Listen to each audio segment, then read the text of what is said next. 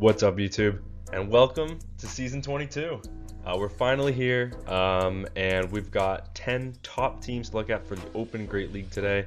I'm very excited to see which Pokemon are going to shake up the meta, and I'm just excited for a fresh new meta in general.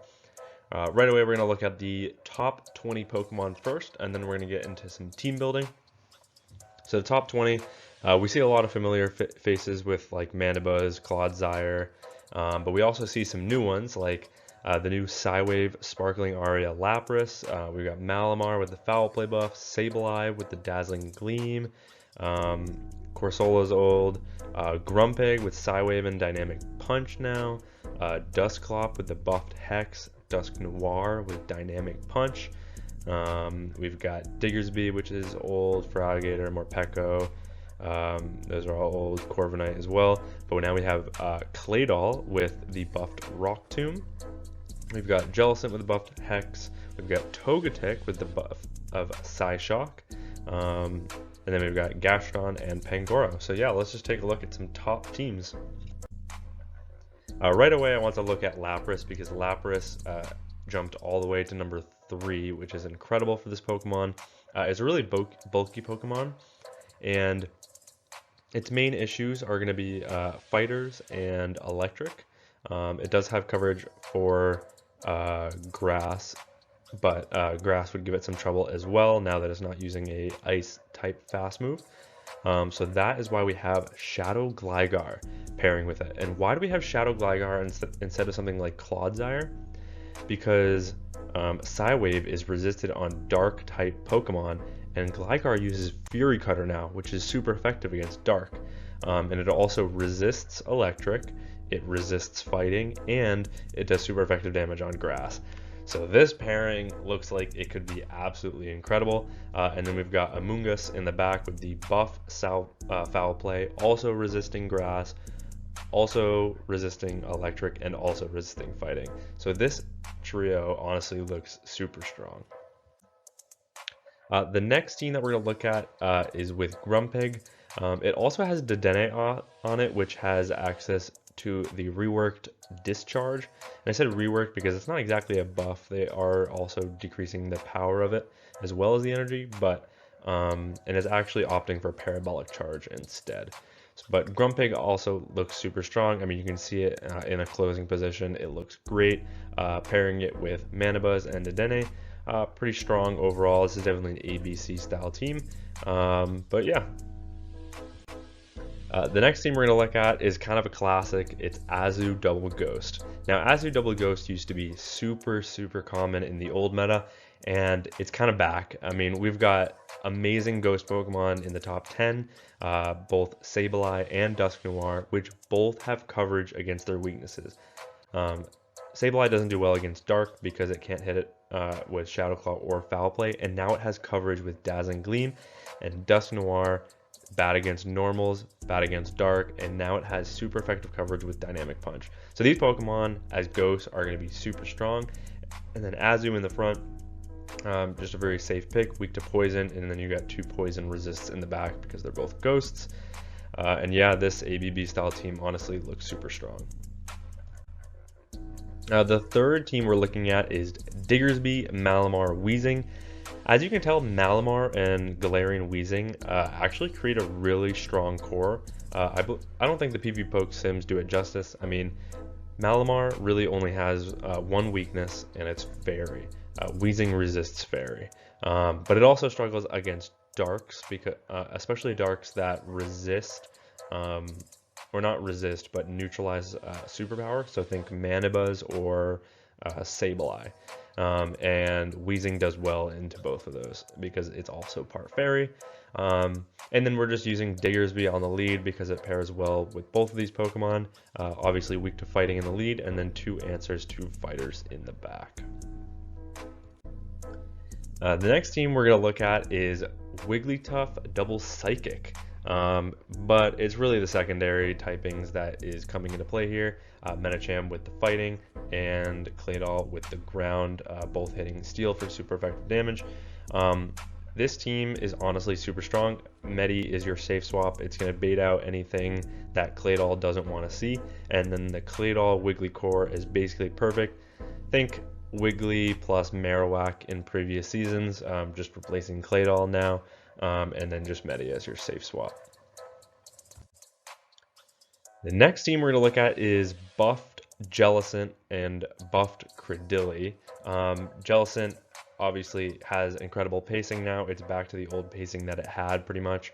Cradily is weak to, let's see, it's weak to ice, it's weak to bug, it's weak to fighting, and I'm forgetting one more.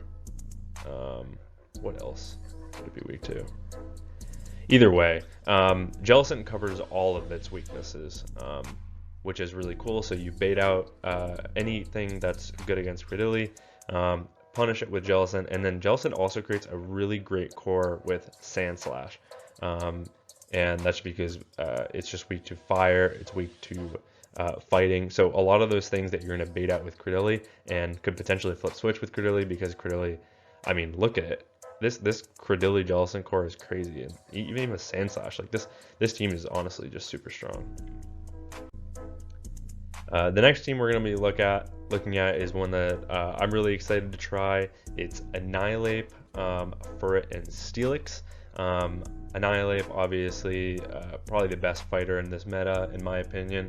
And then you've got Furret as a safe swap, only has one weakness, which Annihilape can punish, which is fighters. And then Steelix in the back that doesn't want to see that fighters. Steelix Annihilape core, really strong. I used it to hit Legend this past season, just with Jump Bluff as my third, so just kind of replacing it and then reorganizing the team. Furret, honestly, with Swift and Trailblaze, looks super strong in the meta. You can see it has a lot of great matchups against the meta. So really strong buff there and really good Pokemon. The next team we're going to be looking at is one with Emolga. Now, Emolga is pretty glassy, and it has only two weaknesses in Ice and Rock. Pangoro hits super effective against both of those, and then is also weak to fighting, which Emolga resists, so decent core there.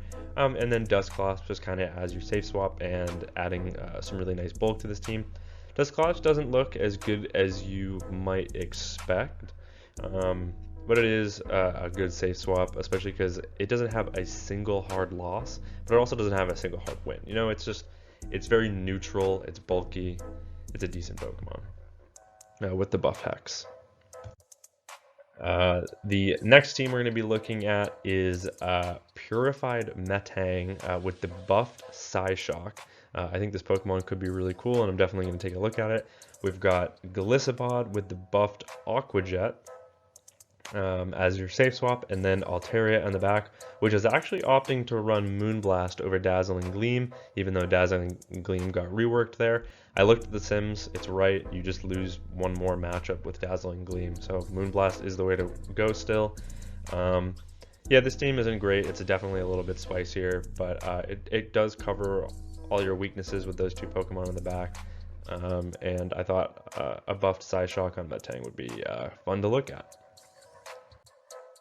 And then the last team I have for you today includes Serperior, and then the double Blastoise Wartortle line, the Squirtle line in the back.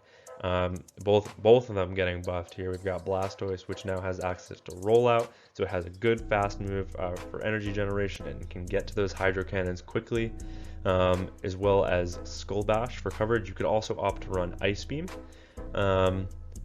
It kind of depends on what you're seeing. If people are matching that Pokemon with like a water, then obviously you don't want to run Ice Beam.